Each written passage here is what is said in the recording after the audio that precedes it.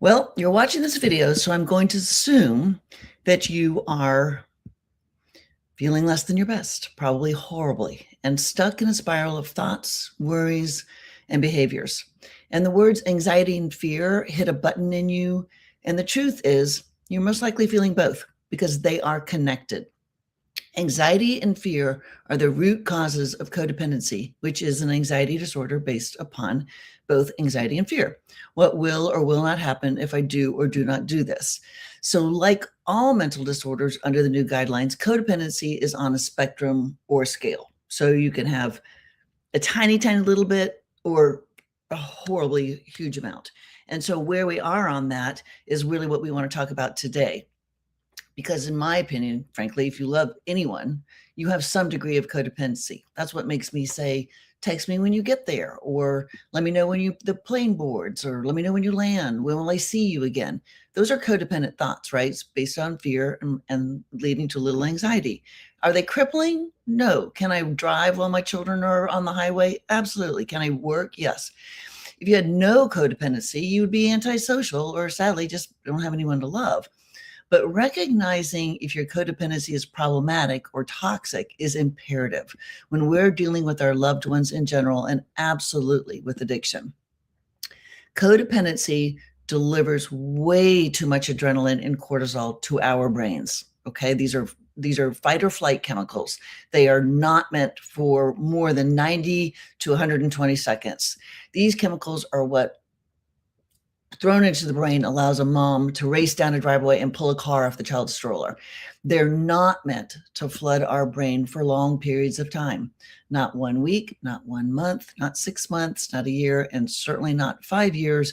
And lots of you guys know you've been dealing with this for a long time. And it actually sort of leads us to a sort of a complex PTSD if we're constantly worried that our loved one is going to overdose, or they're going to drink and drive and be killed, or every time they go out, we're like, oh my God, this is going to be terrible. So that gives us like this extra rush of these chemicals that then bleed into our lives and become very problematic for us. These chemicals actually cause brain fog, which memory issues are at play. This is what I call it working in the brownout. So a brownout is similar to a blackout. The blackout is the term we use for our loved ones, especially those struggling with alcohol or benzodiazepines. In a blackout, our loved one can do tasks, watch TV, go to bed, drive, but they don't form a memory. It doesn't mean they forgot. It means no memory is being formed in the brain. The left and the right side of the brain are not talking together, which memories get built. In a brownout, it's something very similar. We function and the observer seems fine. We appear fine to an observer, but we're not fine. To be honest, I can't recall 2008, 9, and 10 with much detail unless I literally sit down with pen and paper and sort of delineate it out and walk it through on a timeline. I was so codependent and so frenzied and so like I functioned at work. I know I went to work and I managed not to be fired, but I also know I didn't function at my best. And I had a really good staff that would say, remember, we talked about this. And I'd be like, I have no recall of that whatsoever. So the thing to know about that is that this is actually causing us brain damage. This isn't just us being sad and angry and lonely and tired and all those things I talk about. This is causing us brain damage. It will consume it if we don't combat it. It will take ourselves, our money, our mental health, our physical health, our relationships, our marriages, and even our lives. So the question is to recognize that you have it, first of all, figure out where you are on this spectrum. And then how do we combat this? It's super negative buddies, fear and anxiety. We have to learn about the insidious disease of addiction. We have to really understand what we're dealing with. We have to recognize our power or the lack thereof. And I'm really trying to stress this lately. We need to understand what we're dealing with and what our power or lack thereof is. Does our child live across the country making 50 grand, living in their own apartment and as an adult? Or is our child 16, 17 and completely under our care and our finances? Is our spouse own his own company, hired by a family business that they're not going to let him go? Or is he working for someone who's already brought up, hey, you smell like alcohol when you come to work, Jim. So those are sort of your power, the beginning, like, do I have it or do I not? Is we have to analyze that. And we talk to dozens and dozens of people a week that want to talk about boundaries, but they don't have any power. So, it's sort of important as to where you put your money and your time is sort of to work with your own reality of what is my real situation with this loved one. We have to learn about what's helpful for us, what's harmful for us, helpful in corralling addiction, and harmful in stopping it. How do we do this? It takes a lot of self-awareness and a lot of humility and willingness and some curiosity. So first of all, by admitting this is how we're operating and recognizing it's causing us harm and not fixing the problem. Like, this is the rub. Like, I would sacrifice, I'd probably have cut my arm off if I thought it was going to stop addiction, but it isn't. And so lots of us are putting a lot of energy into things that are causing us harm, worrying, fretting, being anxious. That's not solving the problem at all. It's actually fueling it. So again, this takes humility, self-awareness, and willingness on our parts. Then get help, talk to a professional, join a support group, and read or watch as much consumable material as you can until you have enough knowledge to know, what do I need to know about this disease? What does it respond to? What does it not respond to? Do I have the power to make the response or not? Do I have the heart?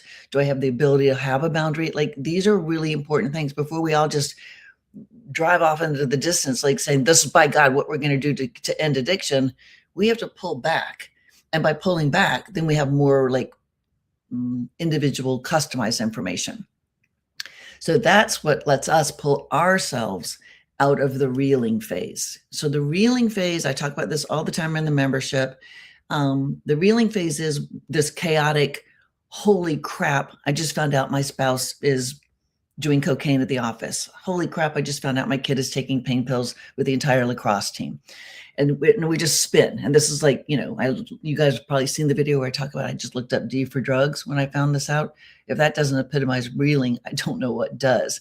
But then from reeling, we go into learning, and learning leads into planning. And then we can move into eventually the thriving phase. And thriving doesn't mean my life is perfect and everything's great. It's just I'm functioning better. My codependency has come down. I can analyze what's happening. I can know when my time to hold them, when to fold them, what to do. Like, that brings our anxiety way down. If you didn't know how to brush your teeth and someone said, go brush your teeth, you would have anxiety. But we know how to brush our teeth. We know there's a plan. So we don't have any anxiety when someone says, go brush your teeth. So the reeling phase, then that gets us into some control. It begins the process of reducing the fear and anxiety, therefore decreasing our codependency. One of the things our membership provides is this acknowledgement of how are you showing up in your relationship with addiction, and gives you a plan to move yourself out of this toxic codependency into a much more healthy, balanced, and pleasant approach to living with a loved one struggling with active addiction. So check out those links in the description if you find you need more support or guidance on some of those. There's several links in there that'll help. So codependency is a very misunderstood, confusing, and judged condition by others and by ourselves. Give yourselves permission to understand it, to recognize it in yourself, and the permission to decrease its symptoms by learning that they're actually harmful in stopping addiction, and understanding how the opposite of toxic codependency is vital in setting up a better chance of success for stopping addiction, for feeling more peaceful, for functioning better in your own life. There's a big difference, you guys, between guilt and knowledge. Guilt in this instance is tied to codependency as far as we blame ourselves in holding a boundary. If I had just given him the money he asked for, he wouldn't have stolen, he wouldn't have used, or he wouldn't have insert blank. If I don't pay for his car insurance, he'll drive without insurance and get into trouble. I hear that 3 times a week. If I don't pay for his rent, he won't have a place to live. These are very anxiety-producing scenarios if we stay in the same place. They're just a few examples of the codependent thinking and things that we hear and that we've experienced ourselves. You can see that these are fueling your guilt and feeding the disease, because when we cave to that and we give him the money, yeah, maybe he didn't steal, but his life became very manageable by our dollars to buy his substance. So to decrease anxiety and fear, you have to be able to see that by giving him the money, he wouldn't have been so easily ready to buy drugs or alcohol. If he hadn't paid for a car insurance, maybe he'd no longer be able to drive. Or if he hadn't paid for his rent, that might create unmanageability, and he would recognize he does indeed have a problem. So codependency and anxiety and fear in us, you can see, has a direct correlation to their disease and to how we are feeding it out of love, out of fear and anxiety. But that sort of gives us the wisdom to realize there's no need for me to be over here just spinning in codependency land and making my own brain sick when it's actually feeding the problem. Better to go back to figuring out, do I understand the disease? Do I understand my power? And do I understand my ability to use my power? The excuses we give ourselves are actually not connected to the end result. The fact is, they would have used, stolen, driven, or lived homeless until they determine their lives are unmanageable. Our codependency is what's preventing them from being able to see this. And this is necessary. This unmanageability is vital for them. No one stops a negative behavior until they determine that their life is unmanageable because of it. People don't lose weight because their sweatpants still fit. They don't have an unmanageability problem whatsoever. Once we can get this concept, we can begin to change, to tolerate the acquired unmanageability, and to consequently dial down our anxiety and fear. We have to be able to tolerate their unmanageability instead of fearing it and performing in ways that, in the moment, temporarily and falsely stave it off.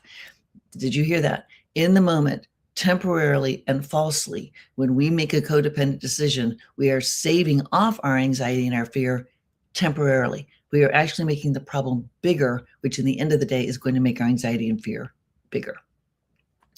The only way to combat is to learn our codependent functioning, feeding the disease, and unmanageability is the only way to have a hope of change or redirection on their part. Understanding that our false relationship with our power and control, there's the word false again, which are the fathers of codependency, is the problem to our answer. It feels so counterintuitive and so unsupported by our culture. But believe me, I know this, trust this. Until you understand and manage your codependency, your loved one doesn't have a prayer of getting better. Changing your codependency does not guarantee they will get better, but it opens the door to opportunity and possibility. And that's better than the other. And but ultimately, I think you guys have to bet that this is a door you really want to open, as much as you short-term are saying, there's no way in hell I want to have this unmanageability. It's too scary. It's too fearful for me. You actually do. So really ponder this concept. We're here to help, and the links in the description just give you a few. If you can't stop your codependent patterns because your heart won't let you, then I think I'd like to end with this, because I feel like this is a disease where we judge ourselves and are judged by the world. So don't let yourself feel bad if this is where you are in your own journey with the grief, codependency, lack of boundaries, or whatever it is you're just having to live with and unable to change. Addiction sucks. I know it's a bad word. I don't care. It's very appropriate for diabetes and addiction in my life.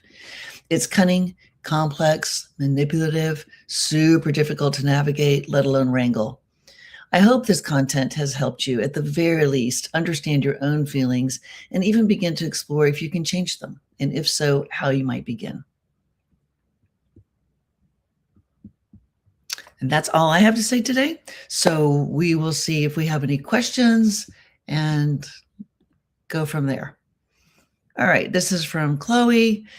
My daughter completed her IOP program. News she shared unprompted with us. Clap, clap, clap. Do you think I have peace? Immediately, I want to know what's next and working on calming myself down. I've told her that I'm proud of her, but I didn't ask what's next for her. She has not responded, and I'm just waiting, trying to stay occupied. No, I don't think you have peace. I think if you have any knowledge about it, which you do because you can use the word IOP, you know that this is a 40-mile long journey and there is no end to this. So I'm just saying this, and finishing 28 days of treatment or 6 weeks of IOP, or going to, we're like a quarter of an inch down the journey. So no, you don't have peace, but I hope you can just enjoy the fact that she at least took that step. She's aware she has a problem. Whether this is going to be ultimately your like long-term yays over and over and over? Probably not, but it could be. So just enjoy the fact that we're at least here instead of here, which is before we had any admission of problem. We were still way back in, I don't have a problem, you're crazy, I don't need IOP. At least we're here. So I think you're wise to not ask her what's next, because what we cannot do is try to manage their own recovery. First of all, we're just going to stay up here in jacked up, anxious, and fearful land. We have to trust that the process will work out, that they'll either relapse and learn and realize they need more levels of help, or they'll need a higher level of care, or they need to just stop bargaining, whatever's they're going to learn. But I don't think you're looking for peace right now. I think you're looking for progress. So yes, you have progress. All right. Tia, there's so much trauma and PTS living in fear with peaceful moments because there's no certainty for recovery or restoration in the family. That's true.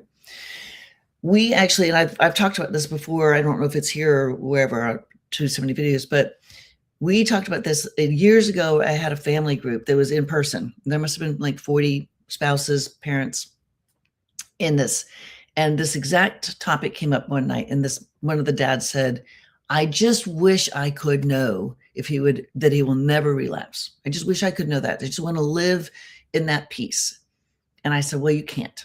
So we got out this big, huge sticky pad that I put the pros of knowing your child would never relapse, the cons of knowing your child would never relapse, the pros of knowing he would relapse, and the cons of knowing. And it was overwhelmingly filled with positive words in the pros of not knowing, because what that does for us is keeps us in a space of living less judgmentally, living with more gratitude, living with more in the moment, learning to live.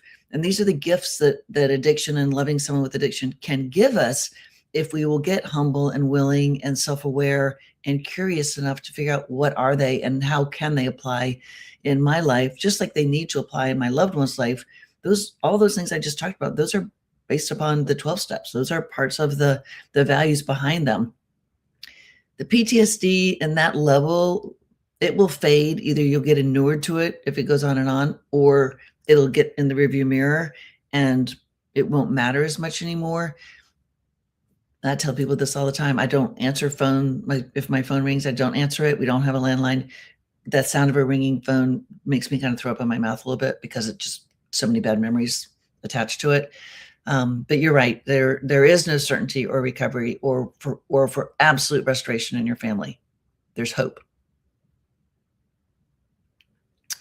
Fiery. All right. I'm out of the bad guy role with my separated alcoholic husband.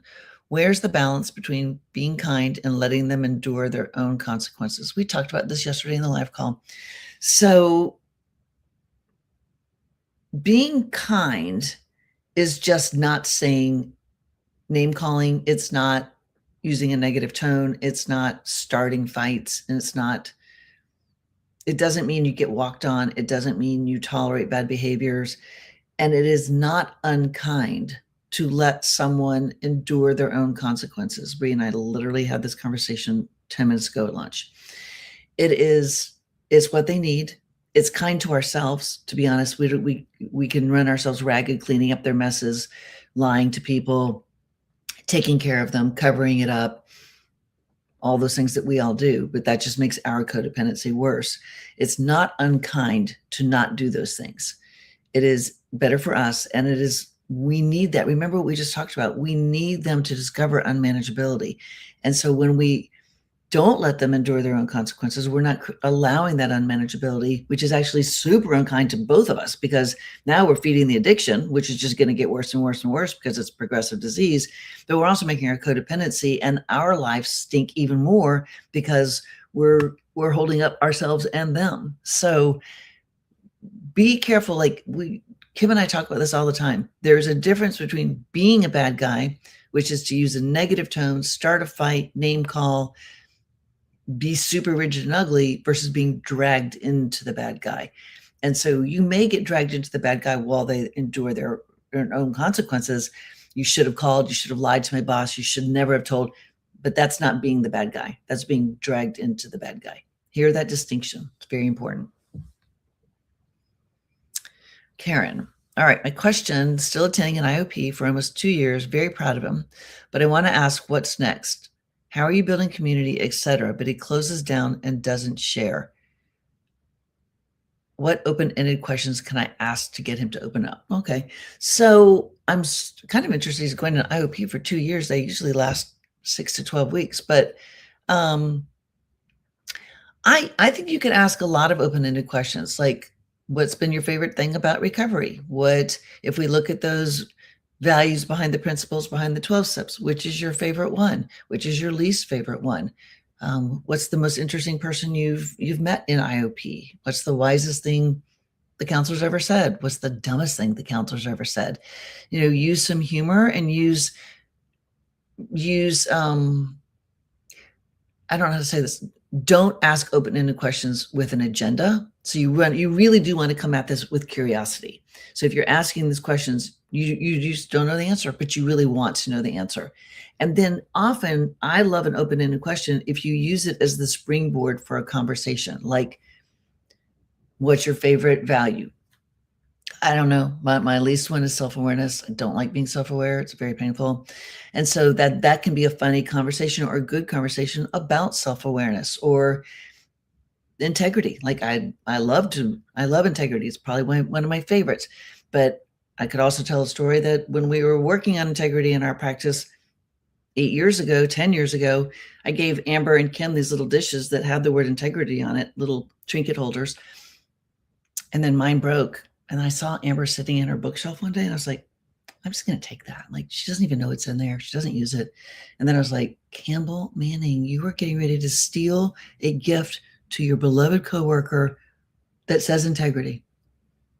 But that's a funny story about integrity. So these open-ended questions can be vast, but they should be conversationally forward so that it's just not you asking questions and him answering them. Okay.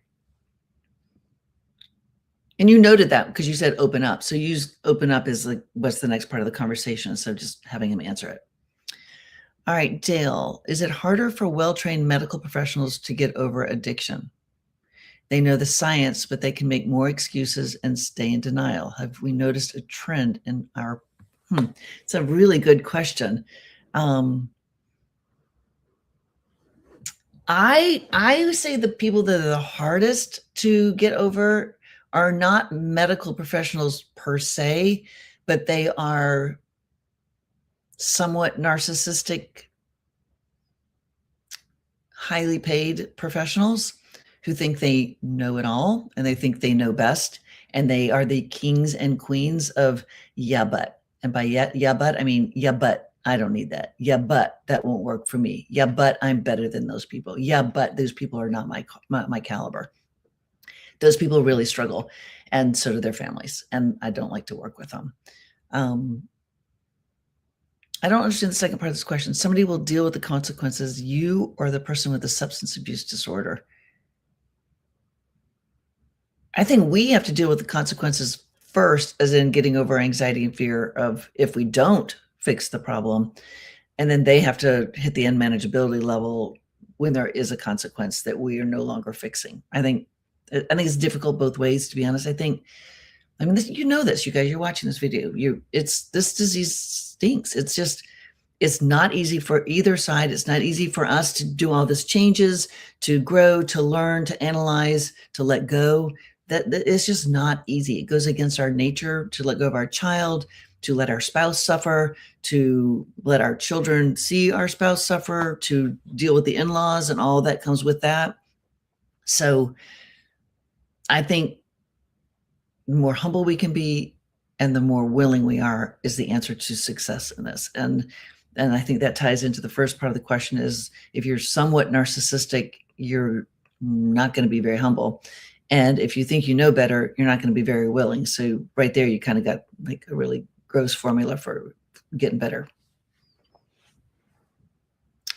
All right, Juanita, my husband evicted my 38-year-old daughter. She's now staying in a very bad space.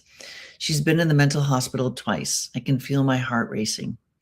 It's been going on for 20 years. What can I do?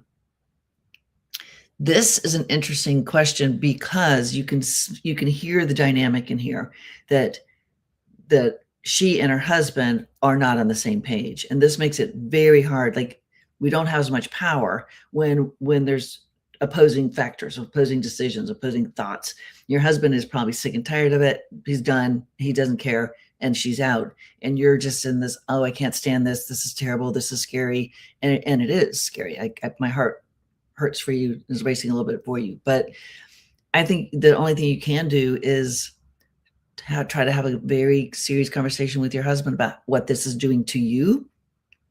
It's causing me a lot of anxiety, a lot of fear. I'm not functioning well in the world. Is there not a solution besides kicking her out and letting her live in this bad space? Could we look at good quality long-term sober living? Could we look at that doesn't have to cost anything? There's some really good programs out there. Could we look at some things that we could research, that we could offer her when she complains about the very bad space, or even before that, just for my own peace of mind? And it is okay to say, you guys, to our children, I am feeling so stressed out by this situation that I can't live like this anymore, or I'm feeling so stressed out by this situation that I really have researched all these opportunities for you for treatment. And when you're ready, I swear to Buddha, I will get you to one of them. Like, you can put yourself in the formula. And this goes back, and for you, Anita, is to sort of that learning phase is, what are the options that we can offer? What will he allow you to offer? And if he says, I'm not paying for a dime, like there's nothing, then you go and you look at what is free, what is long-term, what is free. And then if she gives you any level of unmanageability or despair comment, like, this is terrible, I don't know what to do, then you slide in at, here's what we're willing to do for you, or here's what we found for you. But if you can, I try to get on the same page with your husband so that you feel supported a little bit more than you feeling. That would be tough.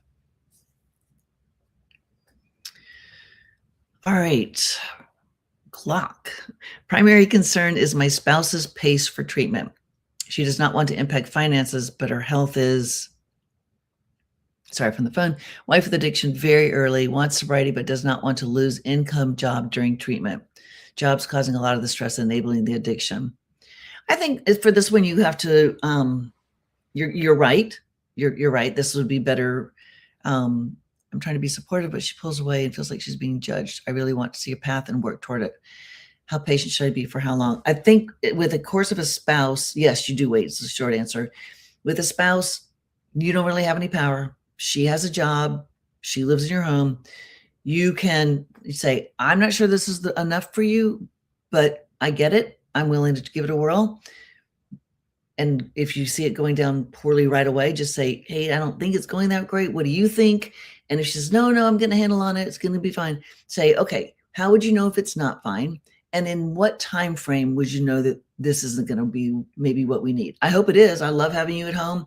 I would love for this to work out. I'm just sort of trying to get a hold of my own anxiety by thinking of what could be next so that I'm prepared for that. But hopefully we won't get there. Like, you've got to align with her.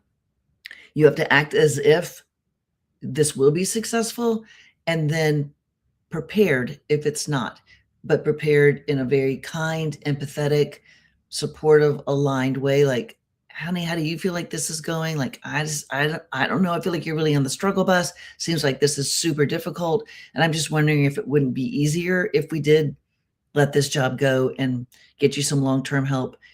There's always another job. You're super smart. We can figure this out when the time is right, but you do have to wait, because you can't force anyone into treatment. No one, unless they're 15, 16 and under. So, but flip side of this answer, you wait as long as you can wait. And if this goes on and she's resistant and I'm not doing it, then you have to have a conversation with yourself. Like, do I like living like this? How anxious and fearful am I? How sad and lonely am I? And then you can make it an information update. Like, honey, I don't know how much longer I can do this. I'm feeling really out of sorts with myself. I'm really not enjoying my life. I miss you terribly. I don't know how much longer I can do this.